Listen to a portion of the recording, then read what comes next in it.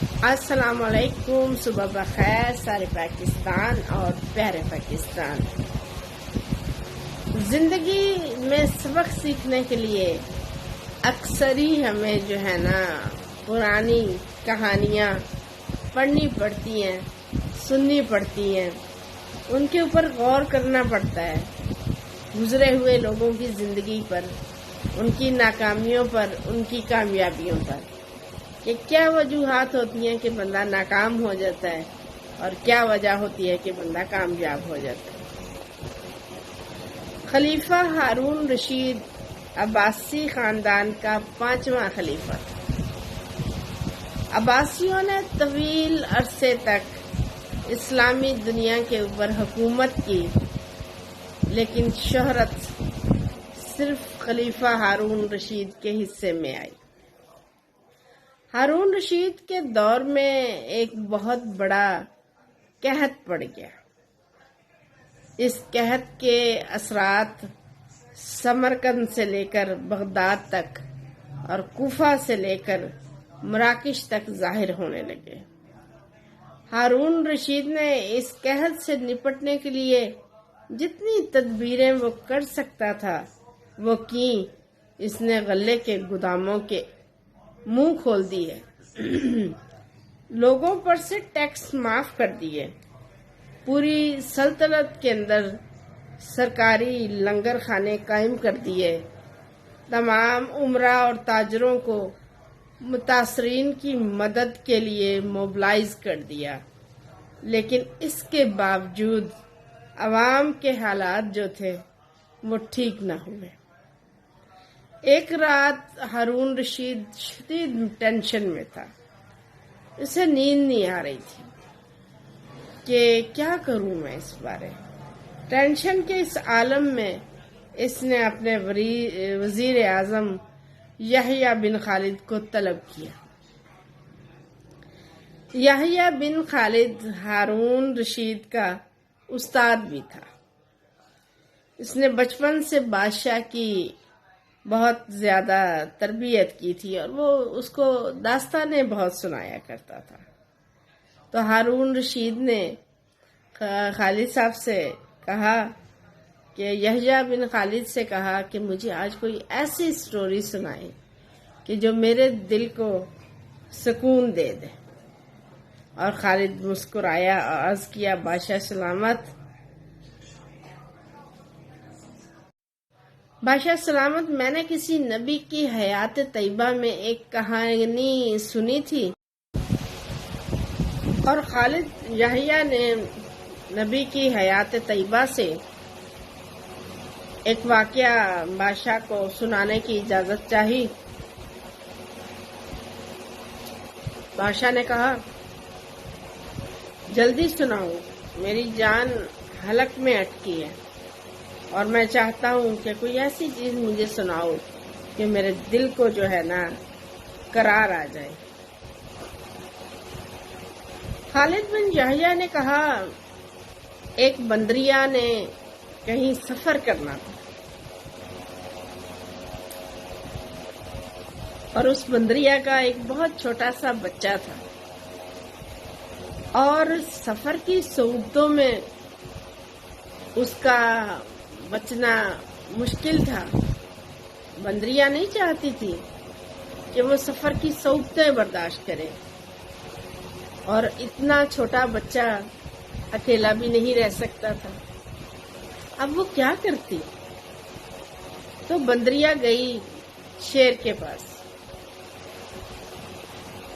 اور اس نے کہا، ہے جنگل کے بادشاہ، مجھے سفر کی حاجت درپیش ہے اور میں چاہتی ہوں کہ میری غیر موجودگی میں آپ میرے بچے کی حفاظت فرمائیں۔ شیر نے کہا، ٹھیک ہے، اگر تم اپنے بادشاہ پہ اس قدر اعتماد کرتی ہو تو میں تمہارے بچے کی حفاظت کروں گا۔ سو شیر نے بچے کو لے لیا۔ اب اس کو وہ زمین پہ نہیں چھوڑتا تاکہ دوسرے جانور، بھیڑیے یا دوسرے شیر इतने मासूम बच्चे को कोई भी चीर फाड़ करके खा सकता था। हर वक्त बादशाह उसको अपने कंधे पे बिठा रखता और जंगल में घूमता रहता। लेकिन क्या कहते हैं, होनी होकर रहती है। एक रोज बादशाह उसको लेके घूम रहा था। एक बहुत बड़े साइज की चील जो है ना वो आई और चील ने बादशाह के कंधे से उस बच्चे को झपट लिया और लेके आसमान की तरफ उड़ गई। बादशाह बहुत जंगल में भागा, दौड़ा, धाड़ा, जो कर सकता था उसने किया, लेकिन बच्चा हाथ ना आया। काफी दिन गुजरे और बंदरिया वापस लौट आई। बंदरिया ने आके शेर से अपने बच्चे का तकाजा किया। शेर ने शर्मिंदगी के साथ अपने सर को झुका लिया।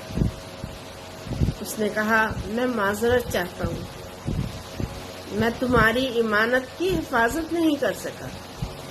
बंदरिया बहुत चीखी, बहुत चिल्लाई, बहुत गुस्सा हुई। लेकिन शेर ने कहा, आफत अगर जमीनी होती तो मैं उसको बचा लेता, लेकिन ये आफत तो आसमान से उतरी थी।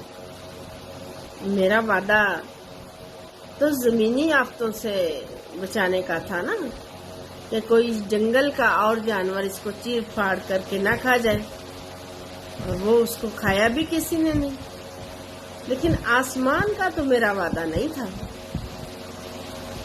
इसलिए जो है ना, मेरी माजरत को कबूल करो और सब्र करो। याह्या बिन खालिद ने हारून रशीद से कहा कि जनाब, आपकी जो आफत है ना, वो भी जमीन की नहीं है। अगर जमीनी होती आप इस पर काबू पा लेते। ये आफत भी आसमान से उतरी है, इसलिए आपके बस की बात नहीं और आप इसके ऊपर इस कदर बेचैन होना छोड़ दें। अगर जमीनी होती तो आप वसाइल इस्तेमाल करते, बादशाह बनकर ऑर्डर करते और चीजें ठीक हो जाती। लेकिन आफत चौंका आसमानी है। आपको चाहिए अब फकीर बन जाए और हर शख्स फकीर बन जाए। अपने रब के सामने फकीर बन के गड़गड़ाइए और हर शख्स अपने गुनाहों की माफी मांगते हुए फकीर बन के गड़गड़ाए। तभी हम इस मुश्किल से निकल सकते हैं। और मौजूदा हालत में हमारी भी कुछ ऐसी ही है। हम लोग कभी हुक्मरानों को, कभी फौज को मुख्तलिफ जगह हम इल्जाम देते हुए नजर आते हैं। खुद अपनी तरफ देखने का शौक शायद हम में भी नहीं है।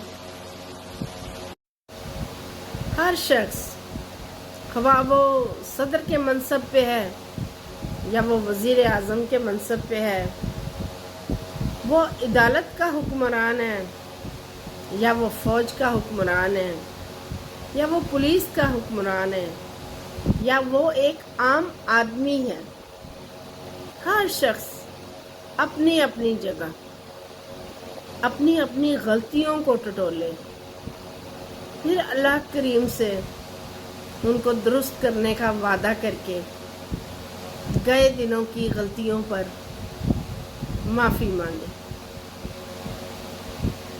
तभी मुमकिन है कि ये मुल्क अपने सही डगर पर चल पड़े, हम सही डगर पर चल पड़े।